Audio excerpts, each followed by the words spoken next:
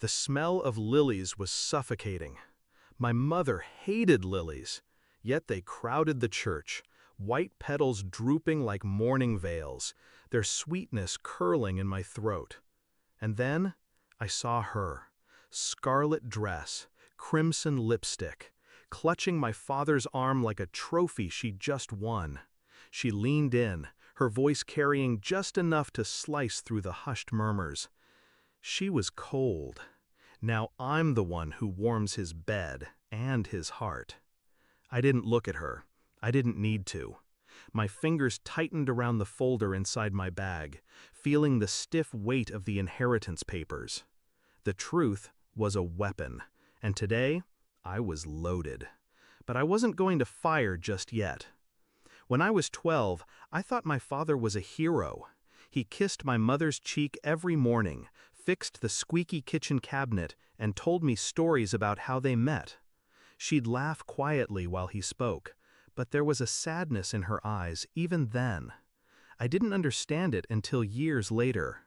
The first crack appeared when I caught him on the phone late one night, voice low, words soft, in a way they weren't with her. I told myself it was business. It wasn't. 2 years ago, my mother's hands began to tremble. The diagnosis came quickly, too quickly for hope to catch up. Through her chemo, through her pain, he was absent, always at meetings. It was her hospice nurse who told me. She'd seen him in the hospital parking lot, pinning a younger woman against his car, their laughter muffled by the hum of rain. I didn't confront him, not then. Instead, I learned. I learned her name, Vivian. I learned her birthday, her job, the fact that she'd filed for bankruptcy 3 years ago. I learned she had a habit of posting about expensive dinners she couldn't afford. I learned she had debts. And I learned my father had been paying them off, using money from the joint account he shared with my mother. When my mother died, I stayed silent. I let him believe grief had dulled me. But behind that stillness, I was moving pieces across a board he didn't even know existed. 1 week before the funeral, the will arrived. My mother had signed it 3 months before her death, her handwriting shaky, but her intentions sharp. Everything was to go to me, not him, not his mistress. When he realized, he called me in a voice coated with forced calm. "We'll talk about this after the service." I told him, of course. Back in the church, the eulogy ended. People stood. I stayed seated. Vivian's nails, blood red to match her dress, rested possessively on my father's sleeve.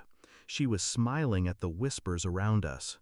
I rose slowly, the folder in my hand. My heels clicked on the marble floor as I walked to the front, stopping just short of them. "Before we leave," I said, my voice cutting through the rustle of coats, "there's one thing my mother wanted everyone to know." Eyes turned. Even the priest froze. I opened the folder, sliding out the first document. This is her will. Everything she owned, including the house, the business, the savings, goes to me. I let the words settle.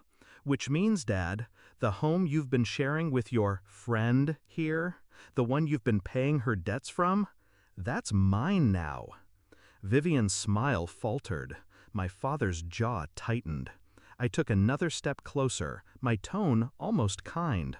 "And Vivian, I'm sure it'll be awkward for you moving back to your apartment over the liquor store, but don't worry, I hear the landlord finally fixed the heating." Her face drained of color. She knew. She remembered that I knew. A whisper rippled through the room like wind through dry leaves.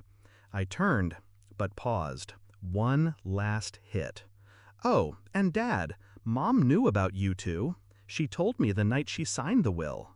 She said, and I quote, 'Don't fight him with rage, fight him with the law.'" I walked away before he could speak. 2 days later, they were gone from the house. Her red dress never touched my kitchen chairs. His car was gone from the driveway. The silence in the rooms felt clean. Justice doesn't always roar. Sometimes it's the quiet closing of a door behind the people who thought they'd win. And as I stood in my mother's garden pruning the roses she loved, I thought about the look on Vivian's face when she heard that one name. It wasn't hers, it was mine, and it was the only one that mattered.